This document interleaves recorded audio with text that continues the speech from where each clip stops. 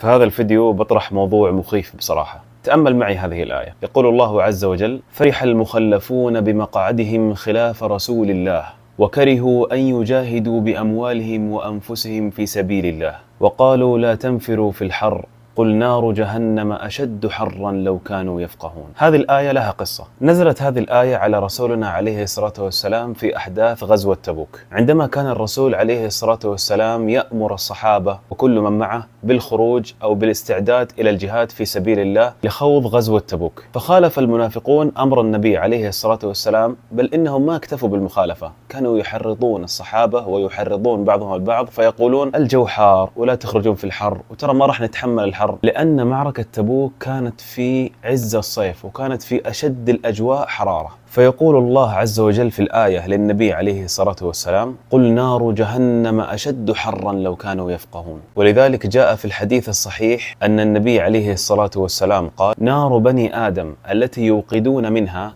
جزء من 70 جزءا من نار جهنم. لا إله إلا الله. ومقصدي من ذكر القصة هذه هو التحذير من التكاسل من الخروج من البيت لصلاة الجمعة أو صلاة الظهر أو صلاة العصر في الأيام هذه تحديدا، لأنه كثير من الناس تهاون في موضوع الخروج إلى المسجد وصاروا يصلون في البيت وعذرهم الوحيد الأجواء حارة. شوف المنافقون لما خالفوا الرسول عليه الصلاة والسلام بحجة أن الأجواء حارة، أنزل الله عليهم آية: قل نار جهنم أشد حرا لو كانوا يفقهون. ما عذرهم الله عز وجل وهي كانت معركة. أنت اليوم اللهم لك الحمد بيتك مليان بالمكيفات، وتطلع من البيت ممكن تروح المسجد على السيارة والسيارة تشغل فيها المكيف، توصل المسجد والمسجد فيه مكيفات، ورغم ذلك يعتذر الإنسان بالحرارة. فسؤالي هو: هل تظن أن الله عز وجل سيعذرك بهذا العذر إذا ما خرجت مع المسلمين لأداء الصلاة في جماعة وقضيتها في البيت وحجتك الوحيدة أن الأجواء حارة؟ عشان أحطك في الصورة، ترى أنا ما أحلل ولا أحرم ولا أفتي، ولكن أعلم أن الله عز وجل قال في القرآن: فاتقوا الله ما استطعتم، ومعنى ذلك أي اجعلوا بينكم وبين عذاب الله وقاية قدر المستطاع. فأسأل الله لي ولكم التوفيق وأن يعيننا على ذكره وشكره وحسن عبادته.